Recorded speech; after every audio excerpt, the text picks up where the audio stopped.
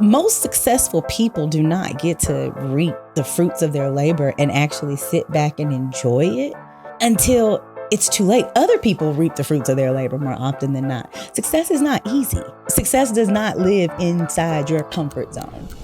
Attention, all my creatives. I don't care what kind of creative you are. I need you to listen to me very closely, all right? Or maybe you're just trying to connect with some creatives. I need you to remember this name, Maker's Gym. You guys, Maker's Gym is a new creative co-working concept, the dopest I have ever seen in my life. No exaggeration. Look, it gives its members access to state-of-the-art production studios, production equipment. You get training and educational classes. You get vast co-working amenities, and even better than that, a network of up-and-coming talent and businesses. So make sure you look them up, Maker's Gym. I won't create anywhere else. Check them out, y'all. Welcome to The Dash. You know, The Dash is that tiny line between your life start date and end date. It's your story, the chapters in your book, your journey. Get ready for real conversations with real people telling real stories about the realities of failure, setbacks, and success. Let's go. Let's go. Let's go. Let's go. Let's go. We're rolling. Let's go. The Dash in 3, 2, 1. All right, you guys. Well, welcome to The Dash. I'm excited today. I'm always excited when I have new guests in here. Today, this was special because this was international. Okay, we're not doing local. We're not even doing in our country. International. Okay, we have Miss Shron Ortiz, who is the owner of Traveler International. Ooh. And she is an Air BnB owner. Yes. In my father's country, Jamaica. Yes. I remind. Yeah, mine. Now, first of all, you're not from Jamaica. No. Where are you from? Born and raised from Oak Cliff, Texas. Okay, so that's Dallas, Texas. For those that don't know, it's the hood. Okay. So, Sharon, have you always done real estate? And then we'll talk about how we got to this point. Got you. So yes and no. I'm a third generation member of a real estate family. My great grandfather was a developer and a builder. My grandfather was a developer, builder, and broker. Then my mom went into the mortgage industry. So I just grew up in a real estate household. Real estate is probably my second language. Okay. So then you kind of have a little bit of experience in the real estate game. But Airbnb within the United States, had you ever had an Airbnb before going to Jamaica? So yes, actually, my family owns coastal property down in South Texas. Okay. We have coastal property down in South Texas, and we have a couple of cabins in East Texas. And so when I was growing up, that was like our vacation property, right? Okay. But then as technology came around, probably within the last 5 to 6 years, we started entertaining Airbnb the properties. And so, yeah, we had a little bit of experience in that, but never outside of the country. Never outside of the country. Okay, so we're going to talk about how you ended up in Jamaica, because that is hashtag goals. I'm sure everybody's like, I want to own something on an island, right? I know I do. So I'm going to pick your brain, but let's rewind all the way back to the beginning. Yeah. Like, how did you grow up? Like, did you grow up and you were always aspirational? You always knew you were going to be a business owner? Or, you know, did your mom, pass down all these Airbnb properties to you, so it was kind of handed to you? So, no, it was totally not like that. So my mom was a single mom. Like I said, grew up in Oak Cliff, like the southern side of Dallas. And, you know, she was a single mom. So my mom was a hustler. My mom was gritty. Like, if she's nothing else, I always tell her, you are a bulldog in business. And so she taught me that early on. My family owned real estate. My grandfather had several rental properties. So I actually learned my numbers writing receipts with my grandfather and with my mom when we would go and collect, you know, real estate. But you know how it is. Sometimes people don't make the best decisions. Sometimes the family may or may not keep their real estate assets. Things get sold off. So by the time I got to adulthood, we had the house that my mom lived in, the house that my grandmother lived in, and we had a car wash. We still have the car wash. But other than that, they let everything go. But then my grandmother decided, you know what? Instead of getting rid of the vacation properties, I'm going to keep those. I'm just going to pay for that. I'm just going to keep those. And that will be something that we do as a family. Okay. So then when I got a little bit older, I recommended, let's look at Airbnb, let's look at property management, because they're just sitting there. Right. We're only there a week or two out of the year, every year. Right. So that's 50 some odd weeks that we can monetize. My mom was into it. And so that was really how it started. It was just something one-off that we did. And actually my grandmother passed September the 26th of 2020. So it's been a year now. And so we let go of those things a little bit before she transitioned. She had cancer. And so it was not until that point when we kind of let them go. Okay, so you have the Airbnb experience slightly, real estate slightly, but by trade, who is Sharon? So by trade, who Sharon is Sharon is a marketer and commercial real estate person. So my background was in marketing and advertising. Okay. That's where our beginnings come from, was the marketing, advertising, media world.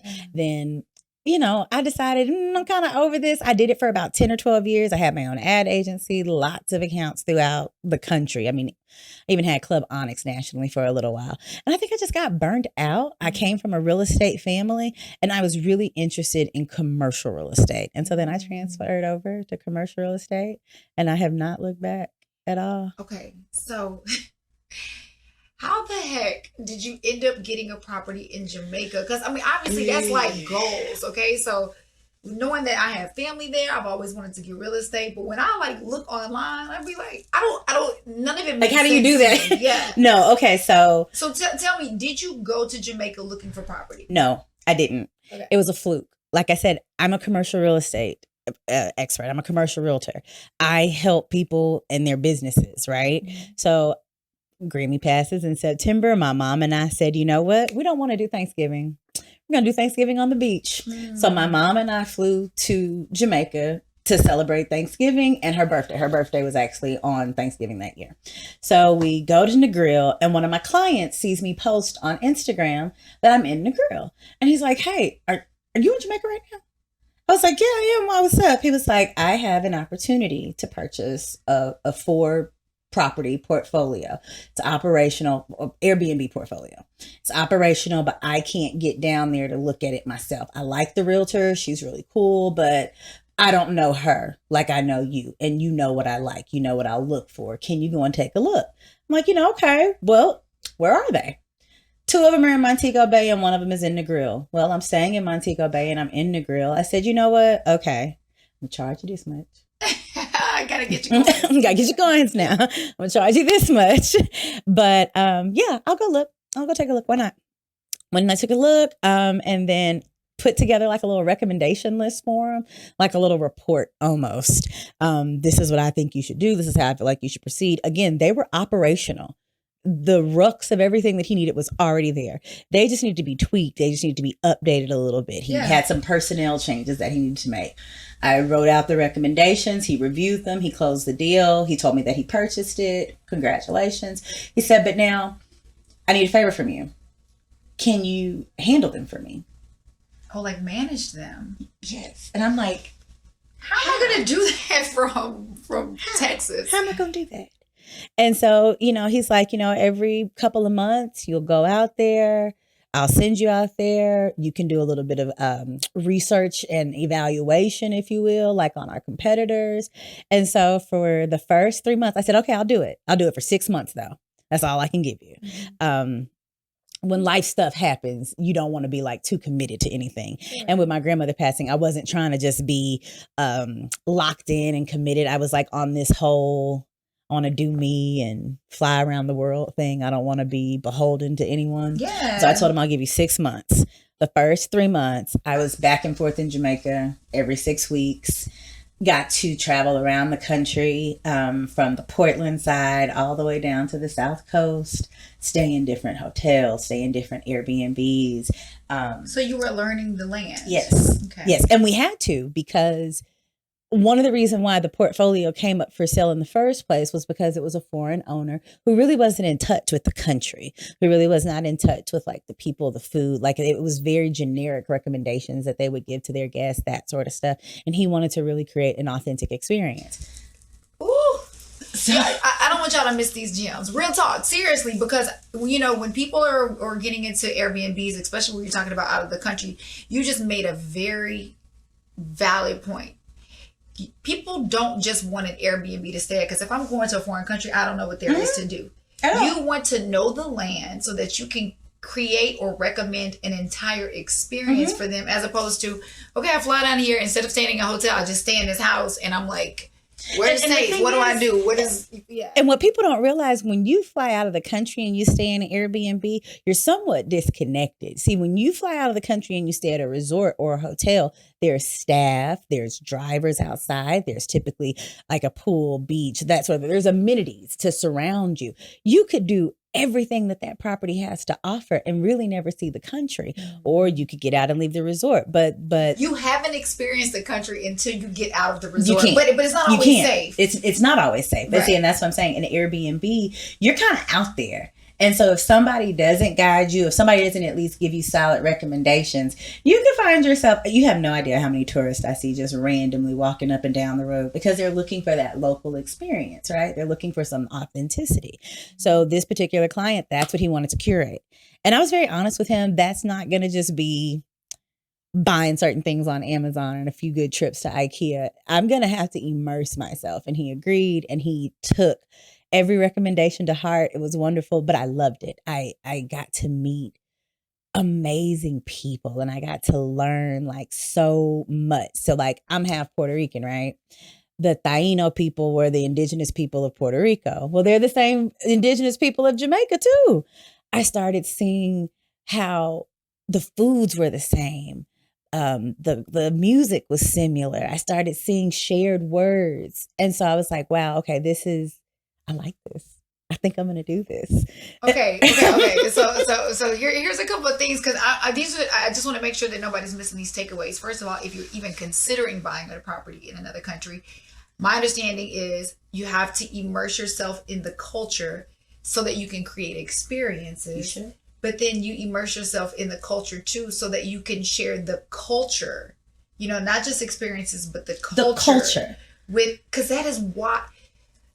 Okay, I just, okay, we're going to stay on track, but it drives me nuts when people travel and you've never experienced the culture of that country. You need cultural experiences. Yes. And see, and the thing is, and I love the fact that I'm a born and bred Texan, right? Texas has a certain culture, right? Like a certain experience, but I can't necessarily say that it's mine. And so one thing that I do love about being in the Caribbean and spending time in Jamaica, just traveling, period, is seeing culture that is not kitschy, or culture that is not conveniently placed at the strategic part of for a strategic month in a year, if that makes sense. Oh, absolutely. The food, the music, even the thought process is so it's culture. It's culture. You don't realize how much culture we lack in America until you see some, and you're like, okay, that is what culture is. That is, people. Yeah, okay. Until you see it and immerse yourself. Just like when we were at the beach and the man with the crab walked up. We were. I've actually I've actually been to the Airbnb. I went and visited. I flew to Jamaica and visited when they were for just 36 hours. Yeah, look, I don't care. I'll go to an island for 5 minutes. That was the best day and a half ever, though. Yes, it was. But yeah, we had again, when I went there, I was going there as kind of a test dummy. Yeah. It was like, come down here and let me create an experience, which would be the same experience that I would create for guests, and tell me what you think. Because I'll tell you the truth. Yes, she told me like a list. Like, I swear, I appreciated you so much. Jade sent me like a dissertation, y'all, of like, I feel like you should consider this. And I appreciated that so much, because you didn't have to take that time to add the thought process. But that's you know what I mean? I loved it. Outside of a friendship, I just feel like this is what is supposed to happen, especially with Black women. We got to look out for each other. We really do. And I could sit there and say, it was cool. Or I could sit there and really give you feedback so that you can be your best and make the most money you can make. Because at the end of the day, I definitely want to see you win. And she's winning. Okay, so let's fast forward. So you get your own property. First of all, did you find it online? Did you find it on realtor.com? Okay, so what happened? Like I said, I gave him 6 months. In the 5th month, I hired on his new person. I trained the new person, basically gave them the lay of the land. And in that process, I'm a realtor. I'm a commercial realtor by trade. I stay on real estate sites and stuff. And so I came across this really amazing broker, Mr. Gorzong, I call him Mr. G.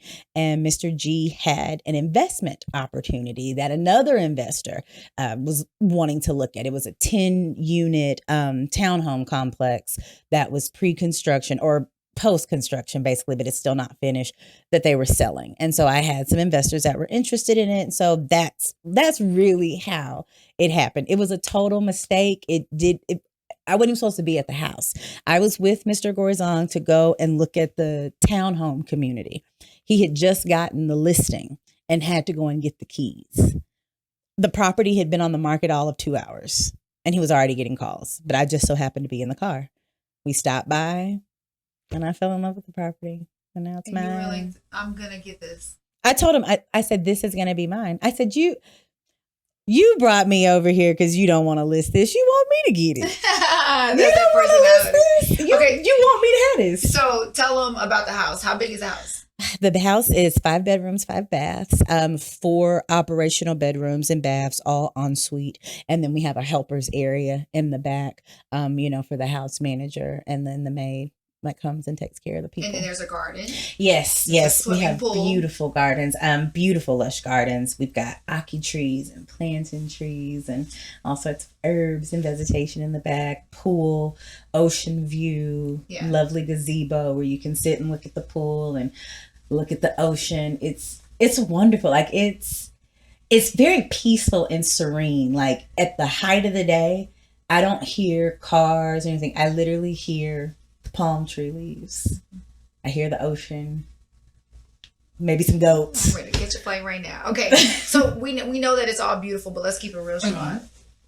Let's talk about how difficult this process has been because I'm gonna put you on blast. Like I've literally gotten text messages where you're like, I'm done. Like I can't do this.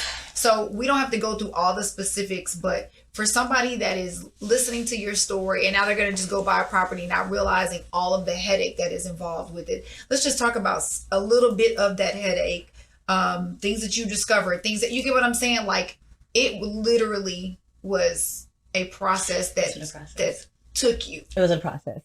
I walked into it. Because from the outside, it looked amazing. Exactly. Remember when you were there and I was like, oh, it'll just take me 2 weeks. In 2 weeks, I'll be 3 weeks. And how long did it take you to get it up to where the standards you wanted it to be?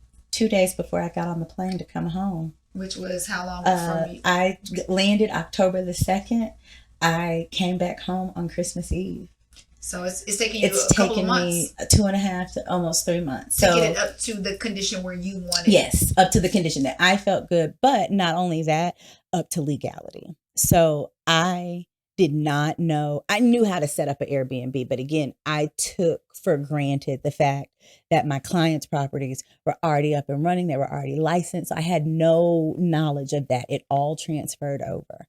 But to actually register a foreign-owned business in Jamaica, that's a process. To be in Jamaica, even though for us, we can go over without a visa or anything like that, but when you stay in a country for a long period of time, they start asking you questions. There are certain things there's certain rules that you have to abide by and documentation that you have to have. I wasn't aware of that. The US dollar fluctuates every single day. So the budget that I had for certain things, some days it would be on and popping. Some days we'll be like, "Oh, wait, we're not gonna buy this today. We're gonna wait until U.S. goes back up."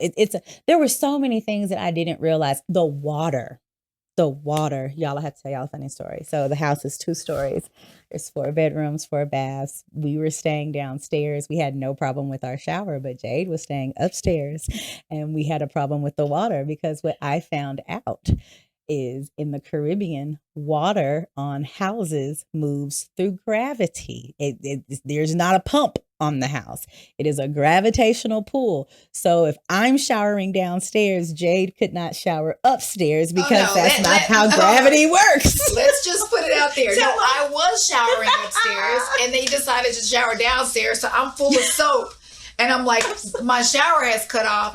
Now she's down there with boo thing. And I'm like, I can't go down there as a woman and be like, hey. Like, so I just kind of had to stand there and wait until they finish. Yes, exactly. So I got a crash course on water pumps. We have so here she is having to get a whole water pump installed, which you would have never even expected. I had no idea. I'm like, I need a what? How? Yeah. What is that? No, what would that be for? But we had to put on a water pump. We had to put on a solar water heater, which is way better than electrical because solar, free. We had to do all new landscaping. We have had to reseal the lip around the pool. I have had to get US to UK converters for plugs because some of our guests are going to be coming in from the UK. Exactly. So there have been times when I felt so discouraged because I walked in thinking I knew everything. Oof. And I didn't know. Say that again. But I walked in thinking I knew everything, but realistically, I had been privileged to work on an account or work with a client that all of that groundwork had been laid. It was turnkey. It was turnkey. And I thought in that 6 months, I was really doing something. I realized in that 6 months, all I did was help him make it pretty, fix some personnel issues. I got him up to the number we told him he was going to get to, and I flew off into the sunset. I thought my experience was going to be that way, and that's not how it's been. Now, I have no regrets because I've grown so much. Like, I would have never thought that I was going to be living in the Caribbean. Like, if you had asked me a year ago, you're going to be moving to Jamaica by the end of next year. I'm not. Shut up. And now, like, that's home. Like, I have caught myself saying, oh yeah, when I get back home, I'm thinking about the things that I need to take back home for my house there. And in my heart and in my mind, I've already transitioned and I've come too far down the road to go back. I have staff. I have people that are excited. I mean, we hosted a Christmas party before I left. It's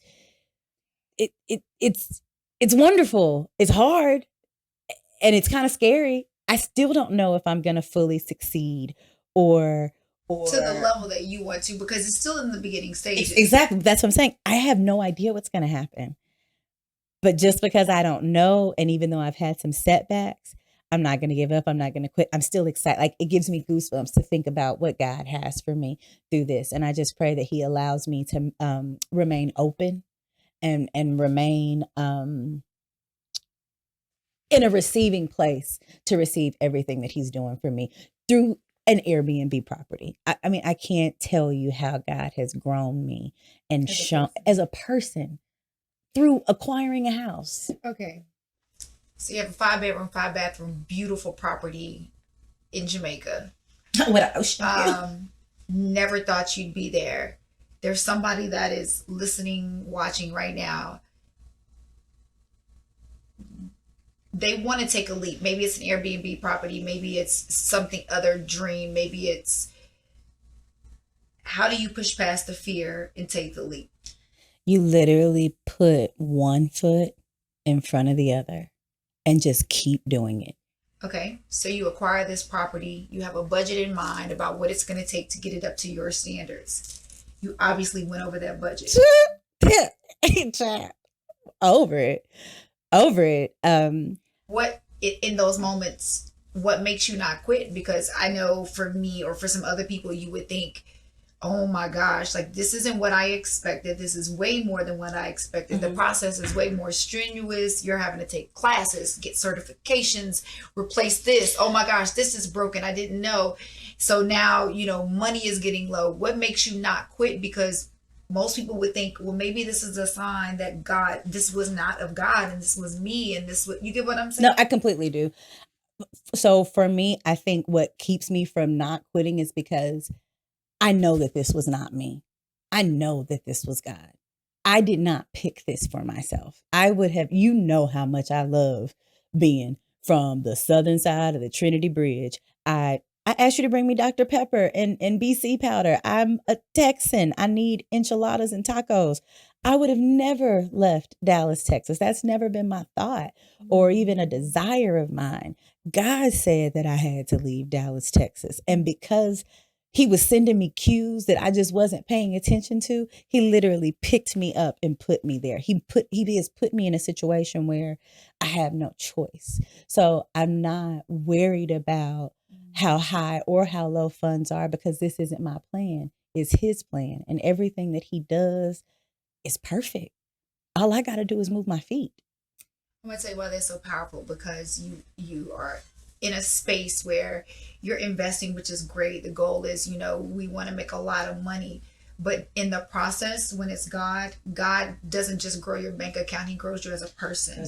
And you have matured and grown and learned more about you than you would have being in your comfort zone, which I think is a beautiful thing. Success does not live in your comfort zone. It's not there.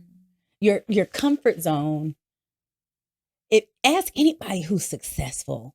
It's hard. They got to wake up early. They go to bed late. They get phone calls all day. It's multiple people that they're trying to feed, serve, please. Being successful is not sitting on a beach drinking a cocktail and being like, oh, I'm so successful. Most successful people do not get to reap the fruits of their labor and actually sit back and enjoy it until it's too late. Other people reap the fruits of their labor more often than not. Success is not easy. Success does not live inside your comfort zone. And that was the biggest thing that I think I learned when I came out. I was trying to find monumental success in my comfort zone. And it wasn't there. It wasn't going to be there. And so now it's like, it's scary. It's scary. Sometimes it's lonely. I cried all day on Thanksgiving, but I would do it over again 50 million times, 5-10 times again, because I know that, like I said, this was not my plan. This was God's plan. And God has something monumental for me. He just needed me to trust him and get on that plane and leave.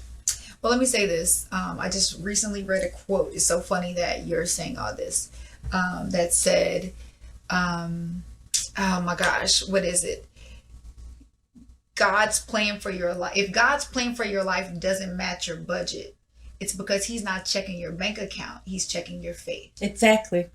And it doesn't mean to go out there and just be stupid, because, come on, let's be reasonable about this, right? But God's scope for us and what God has for us is outside of what our bank, our mind, or anything can ever even imagine. So my last point is, even though you've gone over a budget, even though there has been much more work than you originally projected, God has provided. Yes. And she still fly, looking boots looking good. Look, she ain't coming up in here looking like, like she broke it and struggling. No. And God has provided every step of the way. Every single step of the way. He's provided. He has given abundance. He has put people in my life and situations in my life that I could not have gone out and found them. He's literally brought them to my gate. So that's why I say all I got to do is put my feet in front of one another. So if that person is out there that wants to take that leap and take that jump, girl, do it. Go. If God is for you, then who could ever be against you? He feeds a gnat. He can feed me. I know that's right. We feed gnats. Yes, God, feed me. Okay, so look, we all coming to Jamaica. Everybody that's listening, watching, we coming to Jamaica. We want a 5-bedroom, 5-bathroom house with people there to help us while we're there, and we have a private pool and all of that good stuff. And you have the ability to provide us experiences and take us around the country. So how do we get in touch with you to book this beautiful Airbnb? The house is on Airbnb. The house is called The Paradise by Traveler. Look us up on Airbnb, and the website is travelertv.com. TRVLRINTL.com. So Travel International. And she took out all the vowels. Took Lord out all the Jesus. vowels, We so I always just got had to to be be difficult. extra. I just had to be extra. But yes, come see me. Come see me. I mean, we send the driver for you. You have your house manager that's going to take care of you and make you beautiful, lovely, curated cocktails. We have a private chef that will literally jerk whatever chicken, pork, or goat you want in the backyard. Yes. It's beautiful. Yes, give me the curated cocktail and the driver and the house manager. I'm trying to make it an experience. I'm trying to make it something because the country is beautiful. The people are beautiful. The food is beautiful. The language, everything is beautiful there. And I feel like I just want to be a part of sharing that experience. I just want to be a part of sharing that experience. Well, guys, we got to go because I'm about to go book. Thank you, Shron. You're welcome. Thank you. You're amazing. No, not as amazing as you. Thanks for the support. Make sure you subscribe to the Dash Podcast YouTube channel. Also, we're available on Spotify, Apple Podcasts, Google Podcasts, and more. And feel free to share with some family and friends. Thanks, guys.